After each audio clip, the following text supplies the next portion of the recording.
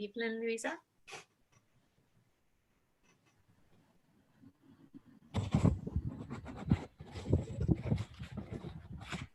Everyone, welcome.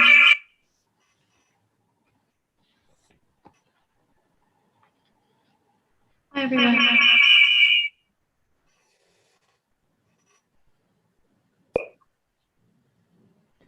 Checking. Hi, everyone. Welcome. Sorry about that. My name is Louisa. We're just going to wait a few minutes as we let some people into the room. I'm based in London. It'd be great to know where everyone is from or where everyone's watching us tonight. I think there's some people in Oxford. You can use the chat function to let us know where you're based if you want to. Hi, everyone. Welcome. We're just waiting a few minutes before we begin, but let us know where you're based. It'd be nice to get a sense of who's in the room with us tonight.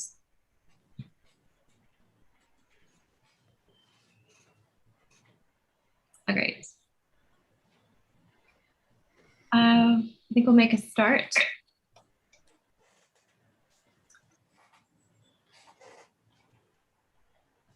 So, sorry, just one moment.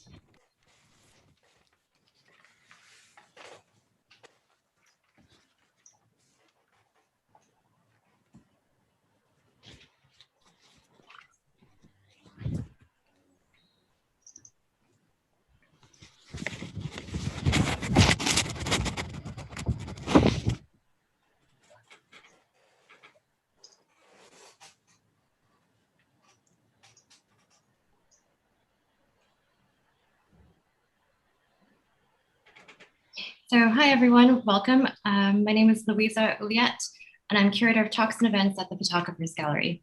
Thank you for joining us as we continue our series of online programs. We're excited to be here tonight for a special event that celebrates the work and cinematic legacy of Mauritian filmmaker Med Hondo. This year's recipients of the Kraszna-Krausz Book Awards for Moving Image, Gutberlet and Brigitta Kuster, edited On the Run: Perspectives on the Cinema of Med Hondo, and 1970 to 2018 interviews with Med Hondo. Tonight, we will hear more about the process of producing these 2 volumes on the work of Hondo and its examination of colonialism, racism, and the role of cinema from an African perspective. Also joining us this evening is publisher and writer Chiara Figone, who worked alongside Marie-Hélène and Brigitta, and programmer and curator Keith Sherry, who will be moderating tonight's discussion. Keith has previously contributed to programs at the BFI London Film Festival and is currently consultant at the Film Business Development for the International Trade Center, which is an agency of the United Nations. Thank you all for joining us this evening. We're really happy to have you with us. So following their discussion, we will move to questions and comments from you. You can submit your questions using the chat function here, or they can be posed directly to Marie-Hélène, Brigitta, and Chiara at the end by electronically raising your hand using the Zoom function, and we will then ask you to unmute yourself. The event should last roughly 1 hour in total. Thank you again all for joining us. And before we move to this evening's speakers, please allow me to introduce Brian Pomeroy, who will say a little bit more about the prize and the significance of this evening. Thank you. Louisa, thank you very much indeed, and good evening, everybody. I'm Brian Pomeroy, and I have the honour to be chair of the trustees of the Kraszna-Krausz Foundation. And we're delighted to see so many people join us for this live stream in collaboration with the Photographers Gallery, celebrating the winning books in the Kraszna-Krausz Moving Image Book Award 2021. With apologies to those who may have logged on a couple of nights ago when we actually gave our Photo Book Award and would have heard some of what I'm about to say. And we'll just say a little bit about the foundation and why we're here and what we do. And we were founded actually, or named after a man called Andor Kraszna-Krausz, a Hungarian actually, a very, very interesting man who moved to Munich quite early in his career, studied photography, actually started writing a great deal about German cinema and photography and publishing, but became a refugee from Nazism, moved to this country and set up a publishing house called Focal Press. And certainly people who practice photography of my generation and later will know Focal Press were at one time almost the sort of main source of technique knowledge for both cinematographers and still photographers, and the imprint still exists. But most importantly also, he established these prizes. One prize for a book about photography, a photo book, if you like, and one for a book about the moving image. And his aim then, as is our aim now, is essentially to celebrate, to stimulate, to motivate the highest possible quality in book production and publication. That's really why we're still here. Now 36 years, frankly, after he started, we are actually one of the longest standing book prizes. There are, frankly, no shortage of photography, certainly, and cinematography prizes nowadays, but we were one of the longest standing and still, I think, one of the most respected. So tonight, as I say, we celebrate the two books. I won't mention the names of the books because Louisa has already done that, but by editors Marie-Hélène Gutberlet and Brigitta Kuster, joined also by Chiara Figone and Keith Sheary, who will moderate the conversation.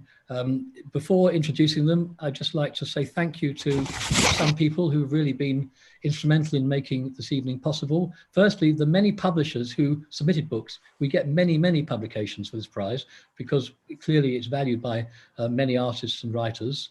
Our panel of judges for this award, who are Erica Balsam, Stephen Bode and Gideon Koppel, and also to Fered Buchedir for permission to show some of the clips that you'll see this evening. To the Photographers Gallery, particularly Brett Rogers, their director, and Louisa, from whom you've already heard, and of course my very own colleagues at Kraszna-Krausz Foundation, particularly our coordinator, Alex Anthony, who again has put a huge amount into this evening. So really, with all that said, down to the real meat of the evening, and I'm delighted to introduce Keith Sheary, who will be moderating this discussion, Marie-Hélène Gutberlet and Brigitta Kuster, the editors of the books, and Chiara Figone. So with that said, Keith, I think it's straight over to you. Thank you very much. And it's really an honor to come and to participate in this conversation. And of course, my name is Keith Sheary. I'm a curator. I was born in Zimbabwe, and I've been living in London for some years. And of course, only until, from 1980 to now, I've been always living in London. But just there was a period that I had to go and live in Lebanon for with my children and my wife for 3 years. So I've just always been kind of somebody who came to this country as as an immigrant, and then of course I had to follow my father, who at that time was in exile in the United Kingdom, and then of course over the time I began to work in a gallery at the Africa Center in Covent Garden. And then at that time, my work was to plan exhibitions and literature on African, African art, African cinema literature at a place called the Africa Center, which was known as a home for Africans abroad, or most importantly, Africans in exile.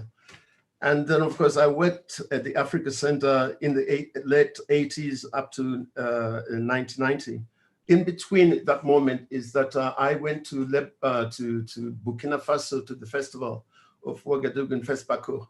And this is Africa's, most important gatherings to celebrate African cinema, And then, of course,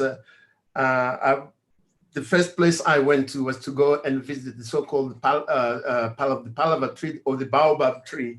The baobab tree is where you have to, it seemed to be that it was the only place we can access. If you have to have a visa to go and or be invited by those 5 people that included Med Hondo, Med Hondo, Usman Semben, Langa Kane, Taha Teria and Taha Sharia, and then of course Mohammed Atia, which is on this page of this book. This is on the run.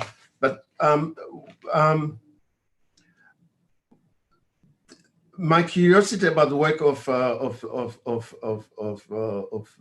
Med Hondo was that after watching Sarunia, because it was the time the film had won the Yenega, the Africa's most prestigious prize, and then of course that was kind of it became so important that we wanted to know more about this man, and of course and eventually went to France. I watched some of his films, and then of course invited him to London in 1991 or 1990. That was 1990, the first time we actually managed to get him to come to London to talk about his work, and he participated in a conference called Filming Against the Odds. I'm saying this kind, in this kind of way because I'm going to join all the kind of the dots in its right places. We develop this conversation because we only got 1 hour, and there, of course, when I got to invite Med Hondo, we also invited him to Southern Africa to the first Frontline Film Festival in Harare. So the most important thing was that we felt, from him, we needed to learn more about revolutionary cinema, which was, the front line. These were the countries in Southern Africa that were in the front line of fire from the apartheid regime of South Africa. So because his presence was so important, because of his history, his kind of his militancy, his cinema, his way, and looking at through the kind of this kind of matrix of what everyone was doing, and then of course, given his involvement with kind of the liberation movements from all over the world. I mean, in fact, he went to Algiers. And at the time where he met the Black Panthers, all the kind of liberation movements in the continent, which was the ANC, the MPLA, and everyone else, they were kind of like, they were all assembled in Algiers. Of course, we also remember 1969, when one was the most important festival of arts in Algiers, which was kind of like revolutionary, where mindsets, people who kind of assembled, artists, filmmakers, writers, politicians, and of course they all kind of find that kind of the Algiers became their kind of refugee, if you like, and then of course that formed most of his work, of Med Hondo, I felt, and then of course given the kind of the movement of the people, especially talking about memory, history, and migration, and then of course that's what you find the trauma. The traumatic experience, racism, the impact of racism to a lot of people kind of like myself, or people that are kind of like Africans in diaspora, you have a sense or feel where that, you can almost touch that pain or feel it, in a sense when he screamed in the protagonist in Sole, or the film of which it was Med Hondo's first film in 1970. But my point is that in him, we just did not see him just as a filmmaker, but he was somebody who kind of disrupted the way you understand cinema. And then what was important was to introduce new vocabulary in cinema. He wanted to make sure that, you have to disrupt and start all over again. It's important to understand that you kind of like deconstruct, if you like, and then begin. Of course, the late 60s was more important to most people in Africa. Of course, there was a euphoria of independence, especially the late 60s. There was a euphoria of independence. Of course, somebody like Med, who kind of had that experience of the kind of student kind of revolts in France. And of course, that was quite an important, his source of references were everywhere. But most importantly is that what I saw in this first film was that how you navigate, how Africans in diaspora, Black people navigate the metropolis of the cities of Europe. And then, of course, kind of the racism and then where the clusters of people who live in them and how they kind of feel so claustrophobic. And then that's why he's kind of like the traumatic experience that his protagonist feels when he's kind of screaming, Africa, Africa, Africa, and running away and then trying to find some kind of sense, sanctuary somewhere else, which he could not get to, there was kind of this kind of like going somewhere, but not actually sort of getting away, running away, but not actually going to any, but looking for sanctuary. But the the environment which they were always created, and of course, given that we all live, some of us who are immigrants who live in Europe, and we've actually sort of like, we understand, we recognize those centers where there's a kind of large population of immigrants. And then of course, they're similar. This is what Frantz Fanon says in his kind of concerning violence. Let me just read just very quickly, and then I can come back to you guys. It's a page that's page 30 on his Wretched of the Earth. He said, the town belonging to the colonized people, or at least the native town, the Negro village, the Medina, the reservation, is a place of ill fame, peopled by men of evil repute. They are born there. It matters little where or how they die there. It matters not where nor how. It is a world without spaciousness. Men live there on top of each other. Their hearts are built on one on top of the other. So it's kind of summarizes the kind of the environment on which the source of his what informed in making a Solid Leo, for example. I just want to very quickly also show the first clip, and then I can introduce you guys to, and then at least we can develop that conversation further as we go along. First clip, please.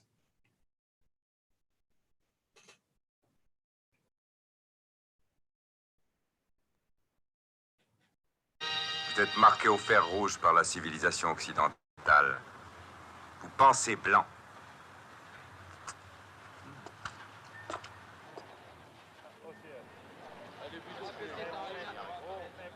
Whether it was a criticism of superstitions and of harmful traditions, as in Saitan, a refusal of extreme westernization, as in Amanier, or a condemnation of the conditions in which the emigrant workers lived in Europe, as in Soleil Haut and in many other films. The filmmakers bravely tackled each relevant subject. They needed to show realities from Africa, but often they also had to escape Western influence, which was ever present.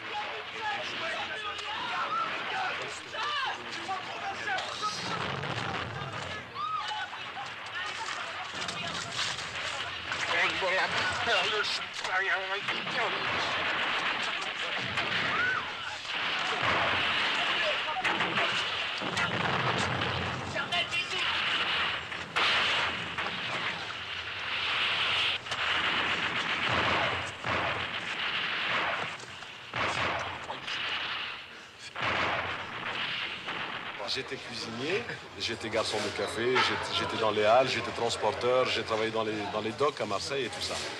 J'ai voulu simplement faire du cinéma parce que j'ai cru comprendre que c'était un des moyens les plus essentiels pour parler d'une condition, d'une histoire que je ne voyais pas sur les écrans. Je trouvais que la seule façon de m'être utile d'abord à moi-même et peut-être de surcroît à ce que je suis censé représenter était de prendre ce moyen technique et d'en faire un porte-parole de mes concitoyens, de mes citoyens et de mes biconègres, de mes Africains nègres et arabes. Vous êtes complice de tous les crimes de la terre. Vous laissez se perpétuer l'esclavage, les assassinats, les génocides. Vous choisissez vos victimes et vos bourreaux selon la couleur de leur peau, selon qu'ils acceptent ou refusent votre politique. Et l'âme sereine, vous dormez tranquille. Un agréable sentiment de bonne conscience vous enveloppe. Vous devenez de bons blancs, de bons noirs, tous compatissants, tous bons chrétiens. Alors que vous savez que tout contact est intérêt, tout dialogue est marchandise, toute aide est investissement, tout don est rapport futur, toute vérité est monnayable. L'homme crève dans vos yeux ouverts, annihilé, bafoué, rejeté. Afrique, Afrique, Afrique, Afrique, Afrique, Afrique, Afrique, Afrique, Afrique, Afrique, Afrique, Afrique. And basically what this film just went on to win some awards, and then of course it disappeared for some time because, you know, and then until we had, you know, it came back again. I think it must have been about 2005, 2006 when we kind of like, you know, the film came out again.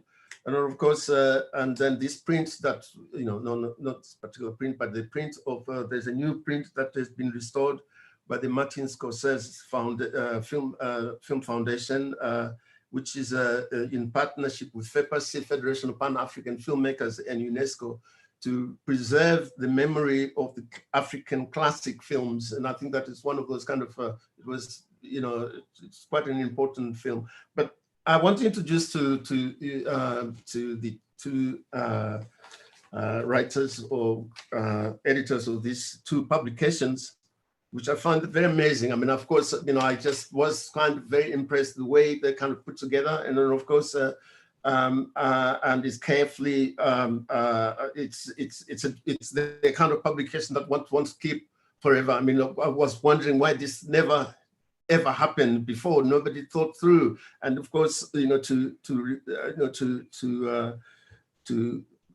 perhaps to document this important work. And I just wanted to know, perhaps from you, Chiara, about the publications or your publishing company. What is it that you know? Because then I can come back to the editors to see what connected you, and then what came first. Was the kind of think of publishing, or was it based on the festival first? What came first? Thank you so much. Thank you everyone also for making this happen and for this honor of the prize. It's very emotional for me also to be the first to introduce the project, because in a way, Marie-Hélène and Brigitta and of course Enoka were really fundamental in the thinking and the making. So I just feel very privileged that I was part of this journey. And I think that the reason why we connected is that Archive is yet a publishing house, but also a space. And we work very, very much on moving image. And of course, we work very much across the African continent and Europe. And I think we have this space that allows us to move fluidly between what a publication can do, what a physical space can do, how can we activate both spaces to create moments of sharing and transmission. So I believe that this was one of the reasons, and actually I'm sure that also Marie-Hélène and Brigitta will tell more about the larger constellation of amazing partners that made this possible. And so we are only a little part of it, but as I said, it was probably this attention also towards how contents can be transmitted. And I think that something that really touched me was this possibility to think through the cinema of Med Hondo and how Med Hondo can inspire also other generations. And the project itself, the festival, the book, are very transgenerational, very transnational. So I feel like this was really an interesting, important point of this project. Somewhere there's a mention that it's a trilogy of publications. Is that right, or is it because I only got 2 publications? And is it just around the same subject, or about about Med Hondo, or about other things? The decision that we made when we were thinking through how to make this publication possible was to have a 3rd volume that is only available online as a digital publication, that allows for the original material, the material in the original language in which they were written to be available. So basically we have this 3rd publication that is downloadable from our website, that allows people also to read the different materials, different texts from the 1st and the 2nd volume in the original language. So maybe I'll start Brigitta, just to ask you, perhaps your collaboration, both of you, what informed you, and then what made you kind of identify Med Hondo to be perhaps it looks like there are kind of multiple stories and that are going to develop as a result of this, because I feel that this kind of way of thinking has got perhaps mileage, if you like, to cover the kind of what you've just introduced, the way that it's all kind of put together. I'm just wondering, what is it because what drove you first? Was it Med Hondo as a character, as a filmmaker, or was it because you had already got the thinking, your own philosophy of what type of stuff you want to, and to put together for publication? Yeah, thank you. And also from my side, hello to everybody first. And I really feel humbled and very grateful to be here and to celebrate the books. I think it all started in cinema, and I guess that this is really important. So it were, first of all, the films by Med Hondo that impressed us. And as you mentioned, Keith, this new vocabulary that is introduced, especially, I guess for me, it was watching Soleil, but then also West Indies with this very particular film language of multi-layering in times and places. So it's okay, and I mean, obviously, we started from a town like Berlin, so from this metropole that is so harsh and violent to many immigrants today, or that really as a place, as a starting place or as a living place, really asks many important questions, of course. To the relation to a relation to a work of such a kind as of Med Hondo's. And I think just to mention it here is really important that the films or like some films of Med Hondo were kept in the archive of Arsenal Institute. I mean, they are like put on the cover as well of the books. Arsenal is a film archive, but it's also a cinema in Berlin, a cinema where we just go very often and where we watch film, where we meet, where some of our fellow colleagues have their own films distributed, and is also an archive with films that tell of this internationalist and leftist history of that was connected in a way to the history of Berlinale Forum. And I guess this is really where it started, and then we went on thinking of how to open up the context and how to let me put it maybe this way, how to reactivate all those forgotten links that are to be developed in relation to the work of Med Hondo. And obviously it was a lot of translational or connecting works that we did. And I think I saw Milena Gregor in the audience here. She is, just to say hello, she is one of the directors of Arsenal.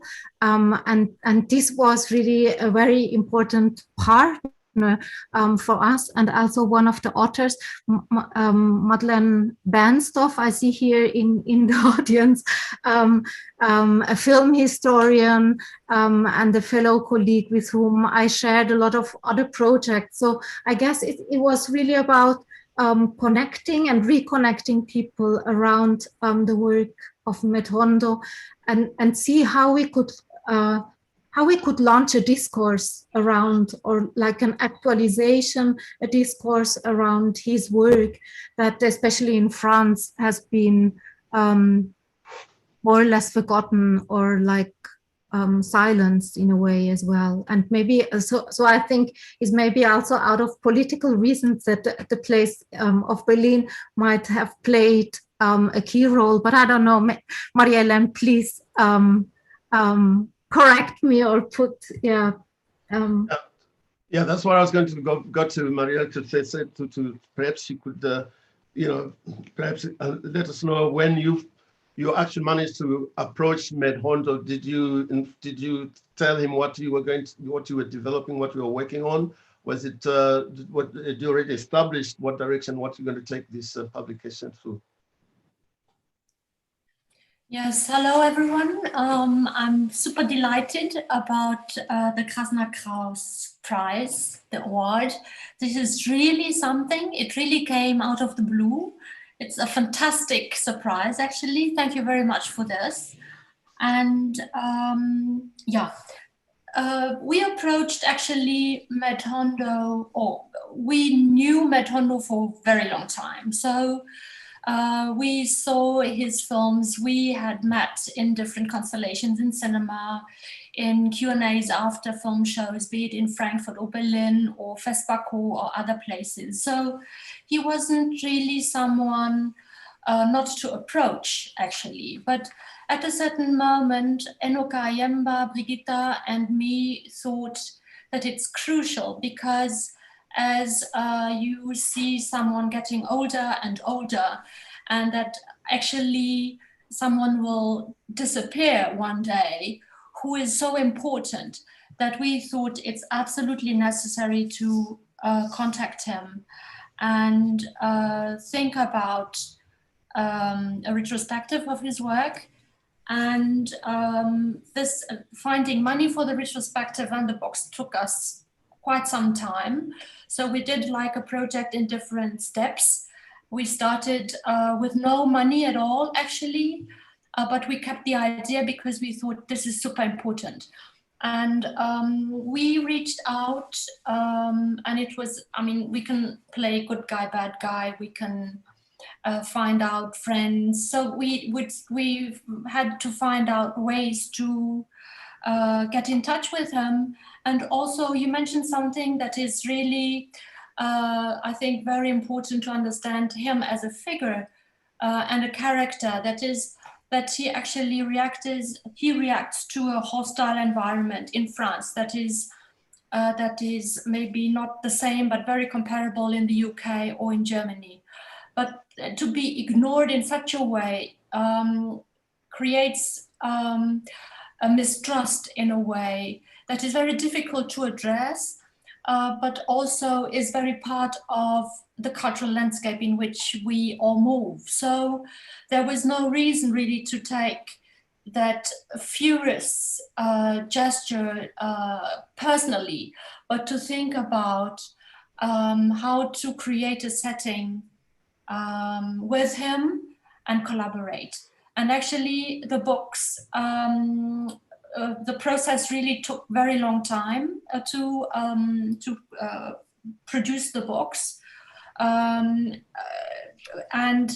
Med Hondo was already not from this world when they really came out, but he knew about it and he gave us the rights to reproduce his texts, to use images, to use stills from his films and all that. So yeah, he actually is a central figure to our work, but actually as we've been saying already, there is like a kind of a context of friends, a network of colleagues, people who were like brothers and sisters in arms. You mentioned the Africa Center. There is June Giovanni with the archive in London. There is archive books. There is in Dakar. There is also Cinema de Corée. There is like an entourage which is maybe triple lingual. So there is German, English, French. It's international. It's very collegial in the sense that we actually work on something that is already there, but not part of a cultural acknowledgement of an international or transnational practice. Yeah, and actually we want to do these things because that's our home actually, and cinema becomes our home for that kind of the longing, as much as a space where we can figure out something new, something that goes beyond what is actually happening in the streets. as what we have seen in the clip by Ferin Bourguedier. So yeah, and the idea to produce these books, it's like these two light-weighted volumes. You can really have them in your handbag wherever you go. It's like a plan to have them light and have this heavy content in it and be mobile and remobilize actually that kind of knowledge. Well, I mean, it's very interesting, and of course, I mean, it's going back, you know, to the kind of ideas of the publishers. Perhaps I wanted to ask, you know, when you're talking about the kind of you want to disrupt kind of a Eurocentric conversation about, which is was quite interesting in a way. And then, of course, you know, there are layers and layers to kind of, if you want to disrupt something, there are layers that you have to perhaps to consider. Perhaps maybe that's how you think. When you talk about vocabulary and grammar in his work, for example, it might not be necessarily the spoken word. It could be also all combination of everything else, about the aesthetics and about the, you know, the poetry, the sound, the specific, everything that engages you in order to actually, you know, appreciate an image, which is one of the important things that if you were, is, you know, there is some kind of similarity to the work of his work and Ousmane Sembène's choices of kind of framing sound, aesthetic. If you look at the, perhaps, you know, because we, you know, there's a film called Mandabi, which is going to be released on the archive film that has been restored by the studio Canal. It's going to be on release, general release next week in the UK. If you look at that film, and of course the kind of the texture of Mandabi, and then the kind of, you look back, you can then look at Saraounia, and then you just can sense that there is some kind of texture, something that really kind of connects this kind of like different but very similar kind of approach to cinema from people kind of like perhaps engaged, you know, as I say, that baobab mostly in First Baco, where they would meet from time to time, but of course in Paris. But it is that in itself, the form of those two films as to compare from where they're coming from and then what they're talking about, and then what the architecture of their work and how that seems to imply, because there's so many hidden things that way. Sometimes you find films that are made in Wolof as a spoken language, like that's why you know Sembène insisted that you sort of, this film called Mandabi is going to be in Wolof, the first film to be made entirely in Wolof, and against although the French were resisting that because it kind of have a sense of ownership to it. I'm just wondering whether, as publishers, this is quite the direction you're following, that you want to kind of like perhaps navigate and look out or tease out certain story, you know, I mean, I don't know, I mean, your choices. I mean, this is what I want to know, how to expand what you, I just want to understand your strategy in choosing what you publish, whether this is the kind of the, you know, that fits in within your you know, your ideas. Thank you for the question. You are bringing Ousmane Sembène into the spectrum, and actually my son is named after him as having a spiritual guide. And I think that Med Hondo is still with us, by the way, even though he can't maybe touch the book, he can somehow see it.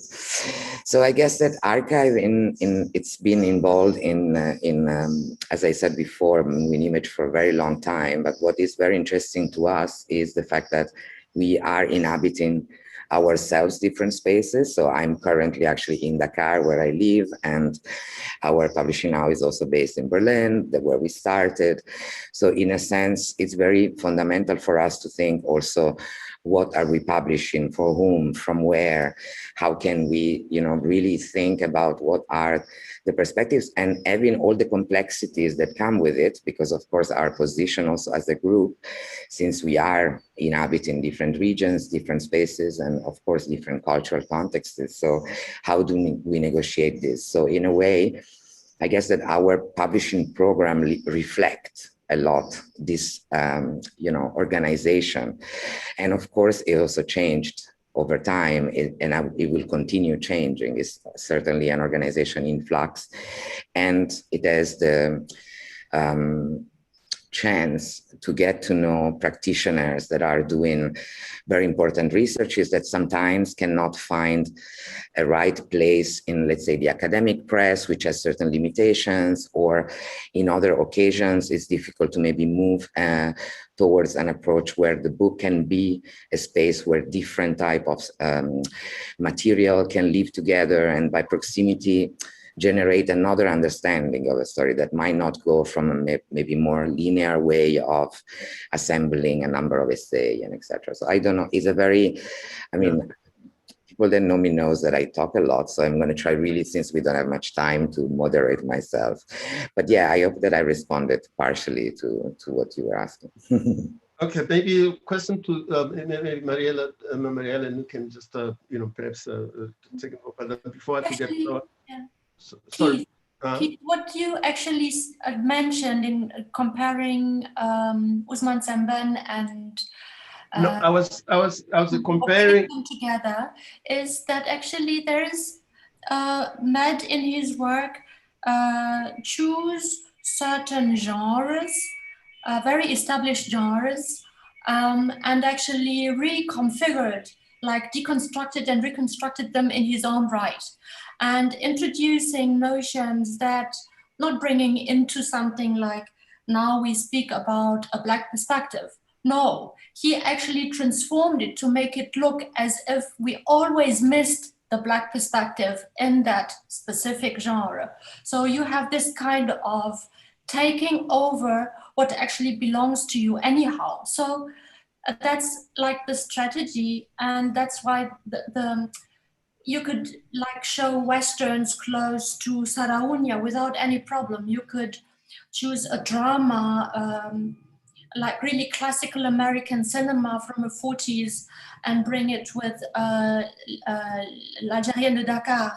And you could somehow have that kind of juxtaposition of his work with others. And that's maybe the moment where in the editing process, we thought about juxtaposing voices, juxtaposing things, put them next to each other, and somehow use the moment of editing like a film montage, and do a montage in the editing process of the book, putting text close to an image, close to a quote, close to something, and then these things talk to each other already. So that's, if you ask strategy, that is one of the points that we followed, that we developed actually out of the films.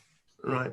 I found both very kind of easy to kind of go through the books, both of them, and I think I was wondering, who did you have in mind for your readership, for example, and then what sort of how do you see the journey of these books going to go? Are they going through the education route? Is it going to be accessible to some kind of specialized outlets, and how you kind of engaging people who probably you might have in mind, and who did you have in mind as an audience, as potential people who can benefit largely in this work?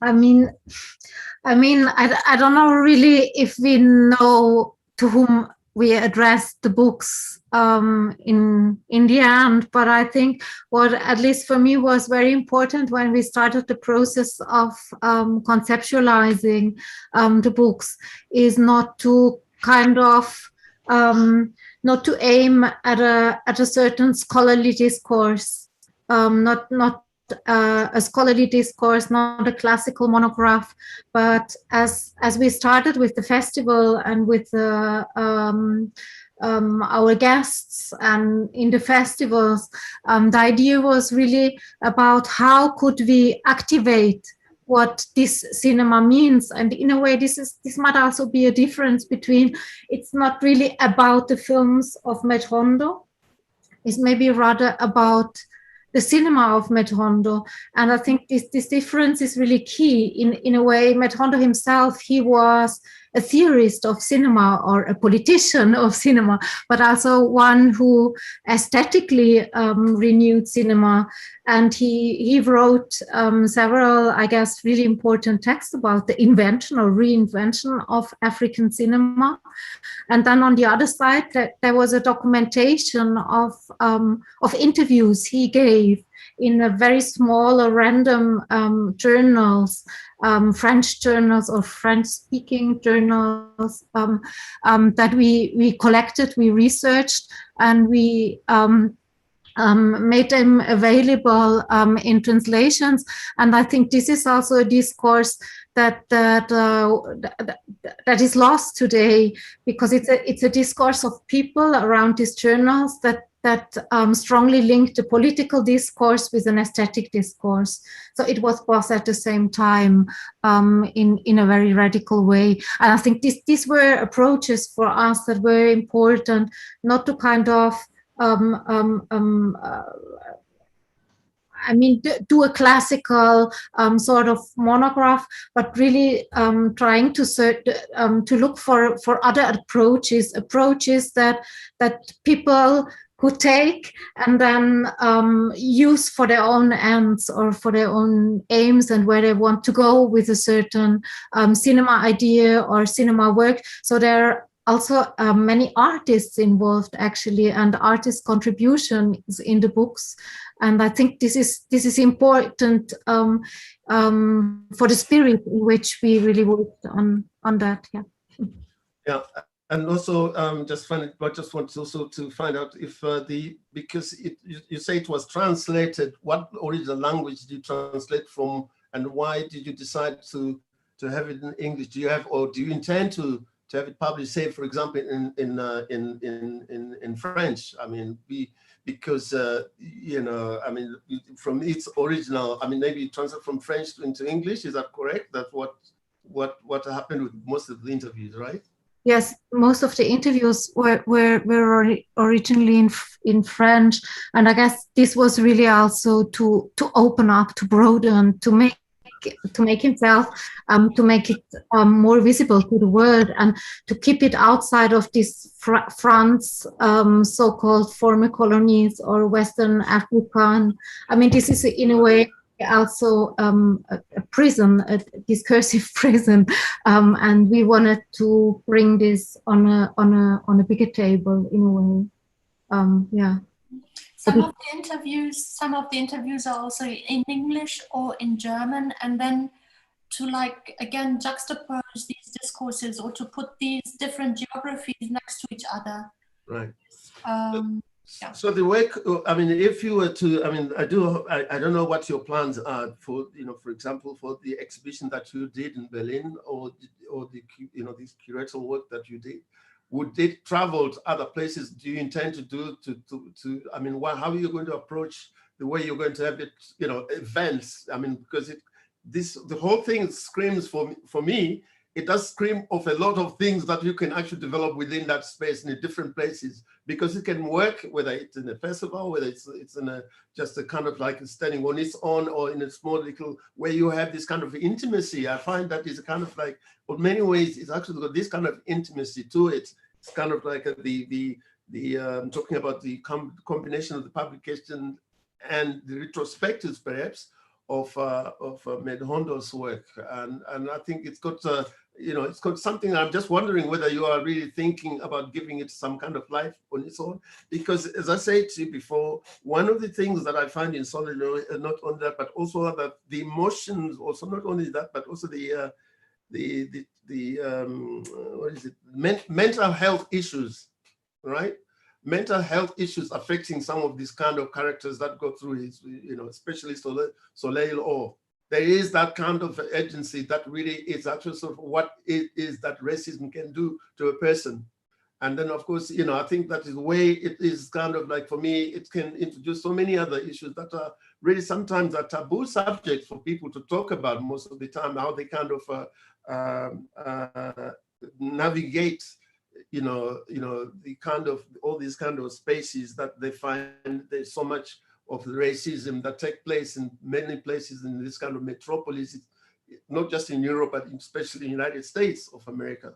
And then how those kind of issues can be teased out through this kind of way of, because it's also, it seems to me most of this can be given, having read through the interviews that he gave in this publication, it seems to me he talks more about himself as well. He's engaging so kind of really, with every kind of, everything, or every sentence that he's saying to me, you can almost sense that this kind of like, it was also him struggling with issues that were so real, but wanted to kind of formulate his own way of saying them in a different way, but also particularly in film, given that he came to film after theater, after trying to do other things, trying to explain.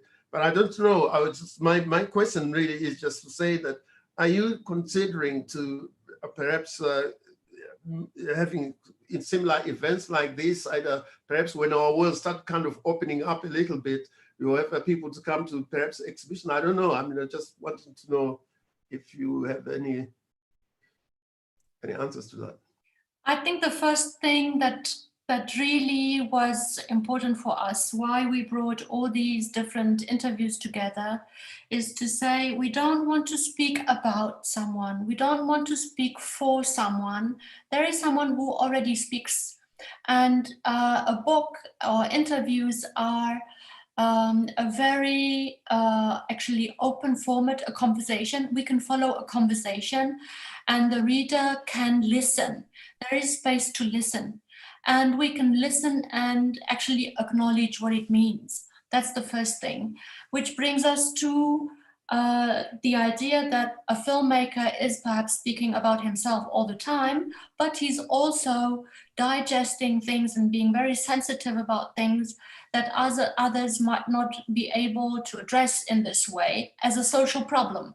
So there is something of a translation of something personal into something that is a critique of that hostile environment, for example.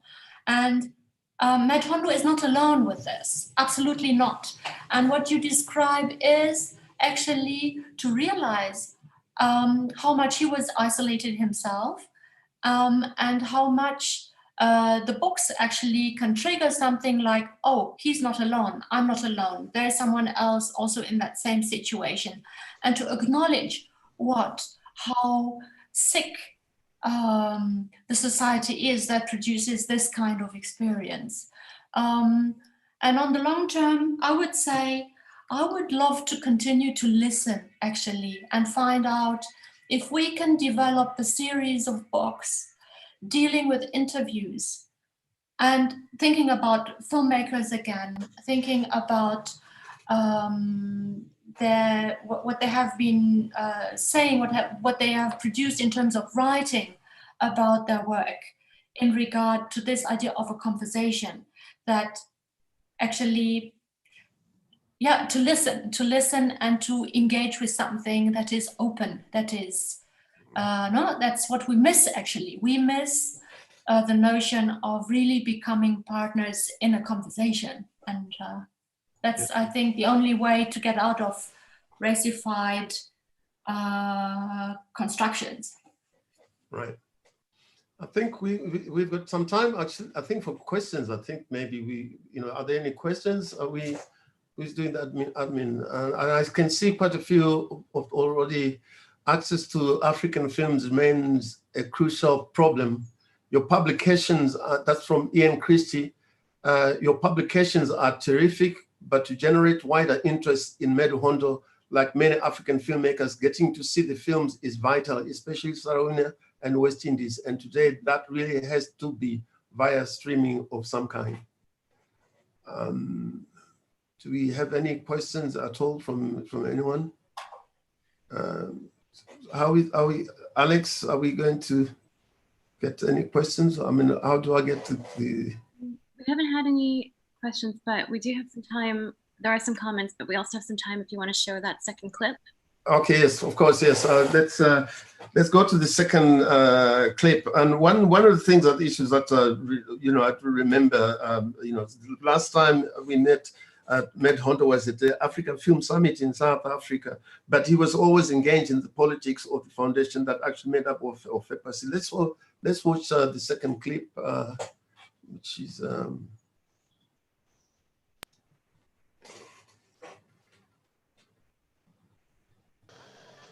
Doomed to show a deficit, they were made in the worst possible financial conditions. To deprive African cinema of its legitimate market and public was almost like nipping it in the bud. Je pense qu'on est à un stade de développement, du sous-développement, hein, du cinéma africain et des images africaines. Bon, c'est une lutte. Je veux dire, par ailleurs, les peuples africains sont aussi attaqués par ailleurs, sur d'autres plans, sur d'autres fronts. Il y a l'Afrique du Sud, il y a la Namibie, il y a Israël, etc., etc. Je veux dire, le cinéma africain se situe dans ce stade historique. Et on ne peut pas à la fois... De reconquête. De reconquête. On ne peut pas à la fois voir ces agressions multiples contre l'Afrique et en même temps vouloir un cinéma libéré. Ça n'est pas possible. Donc on utilise tous les moyens, que ce soit par l'intermédiaire du cinéma des canons ou du manganèse ou des mercenaires. On utilise les moyens qu'il faut pour le cinéma pour diviser, affaiblir et dominer. Redominer. Et redominer avec des moyens qui permettraient de gagner cette fois 50 ans. Parce qu'il faut reculer au maximum la libération de l'Afrique. Tu crois toujours que le cinéma, malgré cette conjoncture, a un avenir en Afrique, le cinéma national, je pense que on ne peut pas se considérer comme un Africain, défendre sa dignité si on ne se voit pas dans l'écran. Autrement dit, quand le marchand de babouche ou de boubou n'est qu'un consommateur, et quand il va au marché, il ne voit pas le produit qu'il a fait de ses mains et qu'il peut vendre, il n'est transformé qu'à l'état de consommateur imbécile. Si le boubou lui vient de l'extérieur, alors qu'il est capable de le produire chez lui pour le vendre.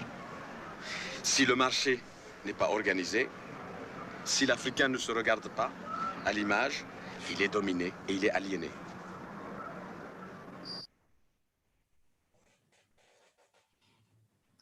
Perhaps, I mean, most of the, because, as I say that, you know, given his stand, he was not using cinema just as an entertainment, obviously, because he had that way of looking at cinema as a tool to, you know, to confront all the kind of threats that still exist in the continent itself. And then, of course, I was asking about the grammar that this kind of how you articulate your grammar within your curatorial approach to these publications. And is it just to really reveal more of this kind of story or the kind of what perhaps Med Hondo has been fighting for all his life? Or is it your kind of your understanding of it that you want to project? I don't know. I mean, if you can understand my question. What I'm saying is that you want to, do you have a, you know, you quite rightly you said what your approach to your curatorial for this. But what I'm trying to find out, is it kind of like coming from your understanding of what Med is saying, or was it just kind of what you think is kind of making references to? I don't know if you see what I mean. I mean, because for me, I'm just looking at somebody who had one vision of liberation of Africa, of the continent, and that's one thing. But then, of course, they end up having to articulate again, to tackle, not articulate, but to tackle the other issues that were as an immigrant in Paris. Is it what really kind of got you to really? Is it because you have already had a viewpoint of what you want to produce, or was it because you were prompted? Were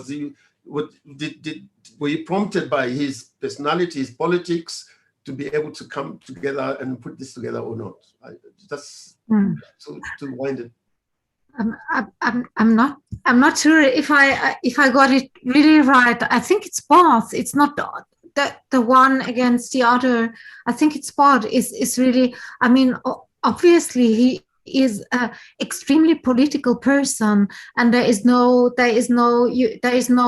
possibility to play around. And he was also a very I mean, a very decisive person, a very intensive person in terms of political claims and stuff he asked also from us. But then again, I think our approach to the festival, but also to the book, is maybe not to reduce him and make somebody out of him like he is a so-called engaged or so-called political filmmaker. As I remember, he very strongly was refused, for instance, the attribution of being an activist cinematographer, or so I think he understands himself as a filmmaker tout court. And so we brought also issues like aesthetic questions or links with other cinema languages that could be fruitful to or enriching to understand this work in a broad sense. Or I mean, it's really about, I would say, like as Marie-Hélène was putting it, I think our approach was maybe like in a cine clubs or like I have never been in the age of cine clubs, sitting around and having conversations via films. And conversations that made also lead totally away from films, but like within, like into the cinema space, but then also out of the cinema space, or in the streets, in fights, in other things, but then maybe back again to these spaces. I think it's not either or. It's like it's rather about these movements of coming into something, intensifying, and then also living it to others, or living it or going elsewhere. Yeah. Well, I think we must. I mean, I think the hour is gone. I mean, I don't know who it's gone to, but you know, again, I want to say congratulations, really. I mean, and then thank you for this, giving me the opportunity to read your 2 books, and I would also like to say thank you to the Photographers Gallery, and of course for Arsenal, I think, and of course most importantly, of course, you know, Archive Books. Chiara, thank you so much, everyone, and maybe we'll leave it there, and maybe Alex might want to say a few words. I don't know. I mean, but thank you for this conversation. I do hope that it can continue. I certainly want to talk to you at some point to a great length and to think through things. And I do hope at some point, since I think that our movements are kind of, you know, we're now able to move a little bit more. I did my 2 vaccines, so I'm very happy, slightly happy. Maybe to see you soon, maybe in Berlin. I don't know. And thank you so much for this conversation. I do hope, as I say, it to be continued. Thank you very much. Thank you, Keith. Thank you, Marie-Hélène, Brigitta, Chiara, for your wonderful insights into Med, and thank you for your comments as well, Ian. They were really interesting just to hear your viewpoints on things. And yeah, thank you to Kraszna-Krausz Foundation and getting tonight's event off the ground, and to John Spatz and his team at Signature Picture Academy for their support tonight. And lastly, to you all for your contributions today and your ongoing commitment to the gallery and to the foundation. We wouldn't be able to do what we do without you. And a time when we've been unable to open our doors to you, we're grateful to be welcomed into your homes. I should mention the gallery is opening later this month, so hopefully we will see you in person. As Keith mentioned, things are opening up. But for those who can't visit us in London, please keep checking our website for more information on other events. All of this is available for rewatching on the YouTube channel and on our website. I think Alex has kindly shared links through the chat function that can indicate where you'll be able to purchase these books. And anyway, I hope you're all okay. Please keep checking our website for more information on forthcoming program, including our talk next week with Angelica Das. And hopefully see you again here and at the gallery soon too. Have a good evening. Great. Thank you. Thank you. Bye-bye. Bye-bye. Bye. Bye-bye. Thank you.